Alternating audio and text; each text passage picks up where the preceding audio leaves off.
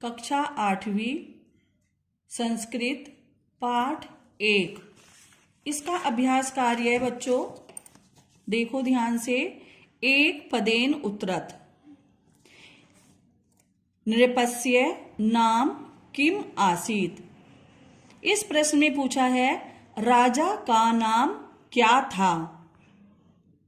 राजा का नाम था भोजः।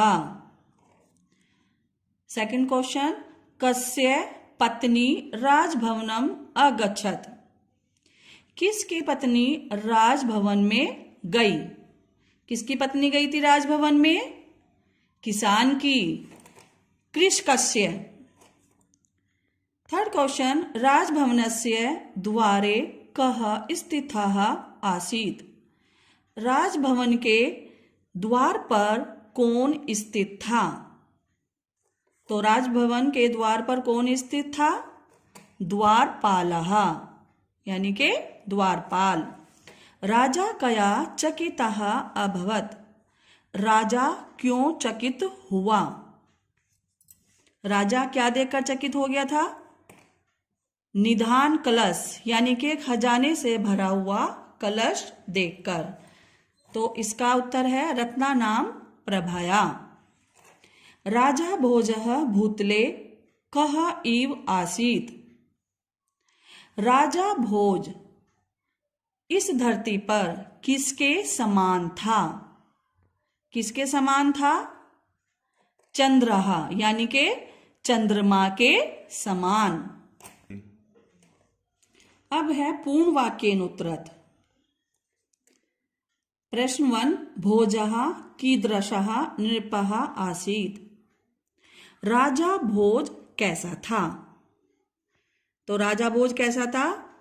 अति निपुण, विद्वान, नीतिवान, प्रजावत्सलः च आसीत्। सेकंड क्वेश्चन है, कृषकस्य पत्नी नृपं किम यच्छति। किसान की पत्नी राजा को क्या देती है। तो किसान की पत्नी ने राजा को क्या दिया था? निधान कलश, यानी के खजाने से भरा हुआ कलश राजा को देती है। राजा कृषकम किम पृच्छति। राजा किसान से क्या पूछता है। तो राजा ने किसान से क्या पूछा था? जब राजा ने किसान को बुलाया था तो किसान से क्या पूछा था कि हे किसान, आप ये खजाने से भरा हुआ कलश मुझे क्यों दे रहे हो। अब है फोर्थ क्वेश्चन, नक्षत्राणि केन सह शोभन्ते। नक्षत्र किसके साथ शोभित होते हैं। नक्षत्र किसके साथ शोभित होते हैं? नक्षत्र चंद्रमा के साथ शोभित होते हैं। अब देखिए लास्ट क्वेश्चन, कृषकस्य उत्तरेण प्रसन्नः नृपः भोजः किम करोति।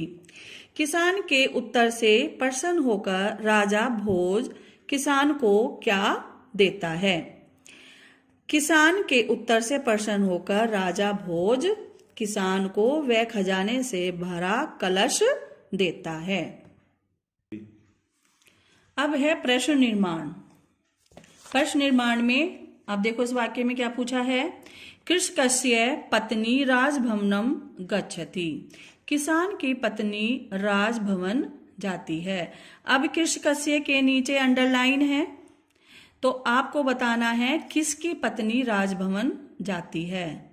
तो किसकी, इसका प्रश्न बनेगा कस्य पत्नी राजभवनम गच्छति। सेकंड, द्वारपालः नृपं निवेदयति। द्वारपाल राजा को निवेदन करता है। तो इसका प्रश्न बनेगा कौन राजा को निवेदन करता है। तो प्रश्न क्या बनेगा? कः नृपं निवेदयति। राजा निधान कल से रत्नानि पश्यति। राजा खजाने से भरा कलश देखता है। तो इसमें क्या प्रश्न बनेगा? राजा खजाने से भरा कलश, यानी कि वह राजा क्या देखता है। तो इसमें बनेगा राजा निधान कलशे कानि पश्यति। कृषकः निधान कलशम प्राप्यत। किसान खजाने से भरे कलश को प्राप्त करता है। तो इसमें क्या प्रश्न बनेगा? किसान किसको प्राप्त करता है? कृषकः कम प्राप्यत। अब है लास्ट, भोजः निधान कलशम कृषकाय यच्छति। भोज निधान कलशम यानी कि खजाने से भरा कलश किसान को देता है। तो इसका प्रश्न क्या बनेगा? भोजः निधान कलशम काय यच्छति। अब देखो बच्चों, वो था अभ्यास कार्य। अब ये है इस पाठ का असाइनमेंट। असाइनमेंट फर्स्ट देखिए, इसमें प्रश्न है कहा नृपम निवेदयति। कौन राजा को निवेदन करता है? तो कौन राजा को निवेदन करता? द्वारपाल। अब सेकंड क्वेश्चन है कस्य पत्नी राजभवनम गच्छति। किसकी पत्नी राजभवन में जाती है? तो राजभवन में किसकी पत्नी गई थी? किसान की। कहा नृपम निवेदयति। कौन राजा को निवेदन करता है? तो किसने राजा को निवेदन किया था? द्वारपाल ने। भोजः निधान कलशम काय यच्छति। भोज खजाने से भरा कलश किसको देता है? तो भोज खजाने से भरा कलश किसको देता है? किसान को। कृषकः किम प्राप्यत। किसान को क्या प्राप्त हुआ था? तो जब वह खेत जोतता है तो किसान को क्या प्राप्त हुआ था? निधान कलशम, खजाने से भरा कलश प्राप्त हुआ था। अब देखिए असाइनमेंट 2, इसमें सारा व्याकरण है।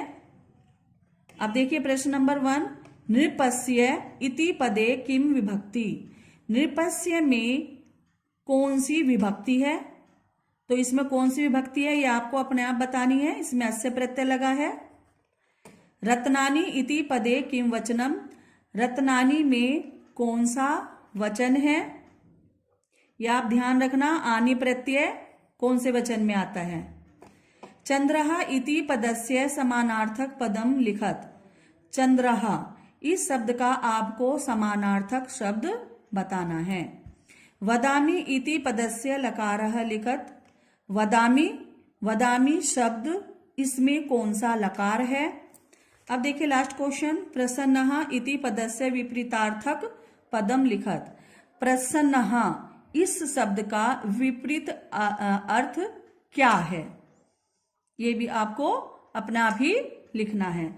ये असाइनमेंट और इस पाठ का अभ्यास कार्य में एक पदेन, पूर्ण वाक्यन और प्रश्न निर्माण, ये सब कार्य आपको अपनी फेयर कॉपी में करना है। और इसके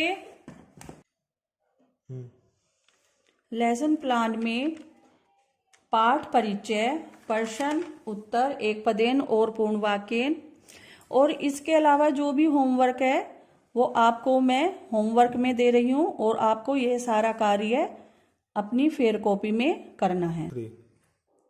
ये असाइनमेंट फर्स्ट, असाइनमेंट सेकंड और ये लेसन प्लान, पाठ परिचय, एक पदेन और पूर्ण वाक्यन, ये वर्क आपको अपनी फेयर कॉपी में करना है।